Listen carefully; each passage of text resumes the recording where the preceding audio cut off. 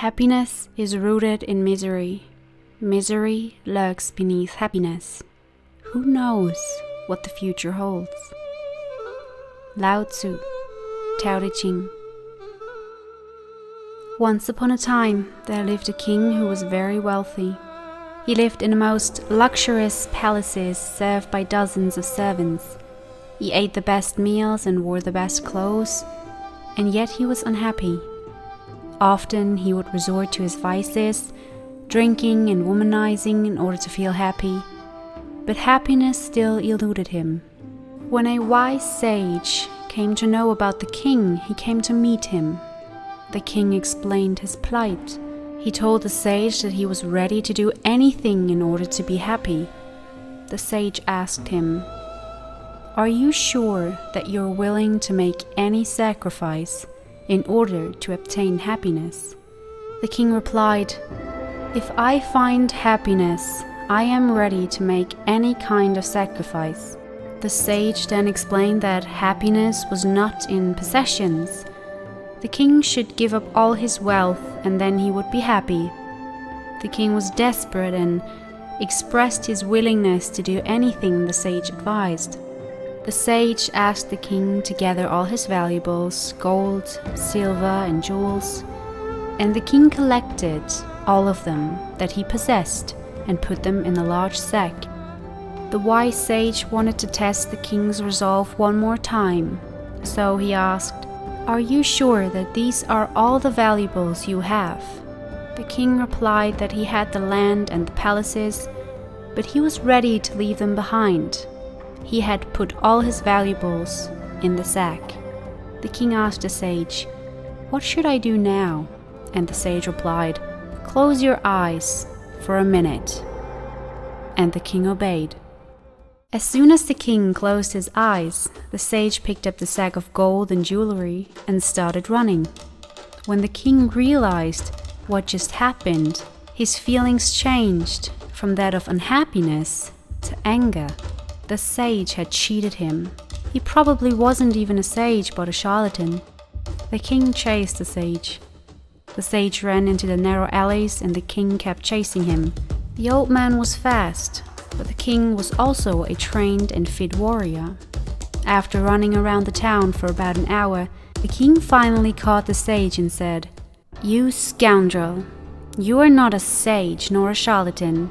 You just wanted to steal my wealth. You didn't come to teach me happiness. You came here to steal my wealth." The sage asked, "Are you happy that you got your possessions back from the cheating sage?" The king replied, "Yes." The sage smiled. "Don't you see it? I just gave you the formula for happiness. Just about an hour ago, you had all your wealth, the silver, the gold, and the jewels, but you were unhappy. Then I took them away from you. Now you have them back, and you are happy. Where did the happiness come from? Did it come from the wealth? Or did it come from inside of you?" The king realized that the sage had done all this to teach him a lesson in happiness. He respectfully bowed at the sage's feet and thanked him for the lesson. The moral of the story is that many of us believe that the purpose of life is to find happiness, and many of us are obsessed with it. We are constantly chasing but never attaining. Oftentimes, we search for it in the wrong places, in external things like the next purchase, but most possessions never satisfy. And those of us who search for happiness in them are left to chase the next purchase, and the next, and the next. Or money. Perhaps Zig Ziglar said it best. Money won't make you happy, but everybody wants to find out for themselves. We even try to find it in other people and their opinions about us. But real happiness is not outside of us, but within us. Happy people know that happiness is a choice, not a reaction to present circumstances. Remove the thinking that you must wait for everything to be perfect before you can experience joy in life. Be true to yourself. Choose activities and goals that fit your personality, interests, and values, not because someone else thinks it's a good idea. Understanding why a specific goal is important to you and remain focused on it.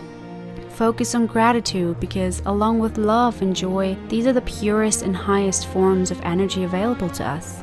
Actively search for 3 things in a day that bring a smile to your face. This trains your brain to think appreciatively and to look for the good in life instead of concentrating on its negative aspects. Or else you will never find happiness, because it's not a state to arrive at, but a manner of traveling. I'm going to end this video with one interpretation of searching and finding happiness that has resonated with me.